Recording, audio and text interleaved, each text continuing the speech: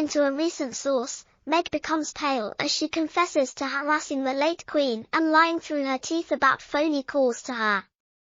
Meghan was making it fairly obvious that if Prince Harry wants to visit his family in London, he will have to do so on his own, since she has no intention of ever returning to the UK, much less sharing a space with royalty like King Charles, Prince William, or even Princess Kate.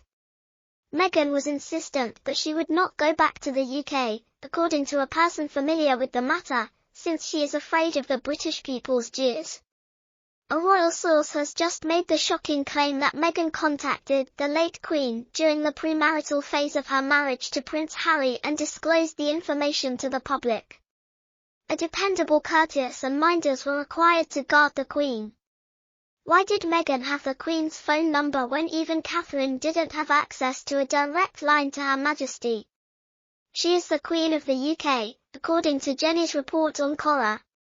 It seemed improbable that the busy monarch, who carried the Commonwealth of Nations on her shoulders, would have taken direct calls from her grandchildren, let alone their husbands. The Queen's children served as their marriage's first line of defense, and by the 1990s, she was much too old to serve as a mentor or toss lifelines to a former yacht girl who had managed to track down and capture her troubled grandson when he lost the plot. No, Meghan was not to bother the Queen since she dated the monarch's grandson. The Queen was much too well protected by the Knights of the Realm. Anything Meghan wants to say about the royal family is fair game.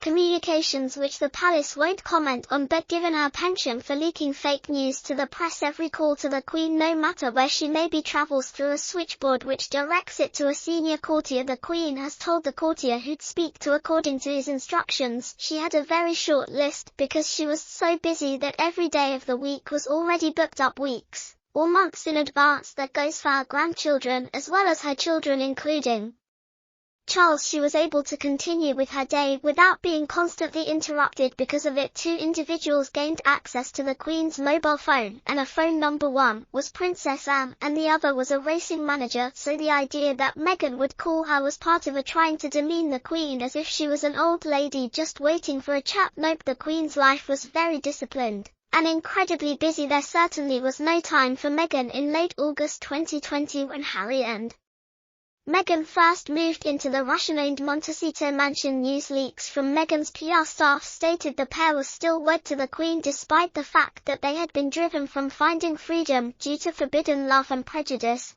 and Vanity Fair and People magazine were making a mint off of them. The Queen's race manager and Princess Royal were the only people with direct access to Her Majesty, according to another royal aide to Princess Anne. She thought it was ridiculous and another of her numerous faucets that Markle thought she could phone the Queen directly. When Meghan Markle was recording her interview with Oprah Winfrey, she learned that Prince Philip was in the hospital, and on the day she was filming the second segment of her Oprah interview, she saw the Queen checking in. The Duchess of Sussex claimed she received a message about the news from a staff member in the UK when she awoke.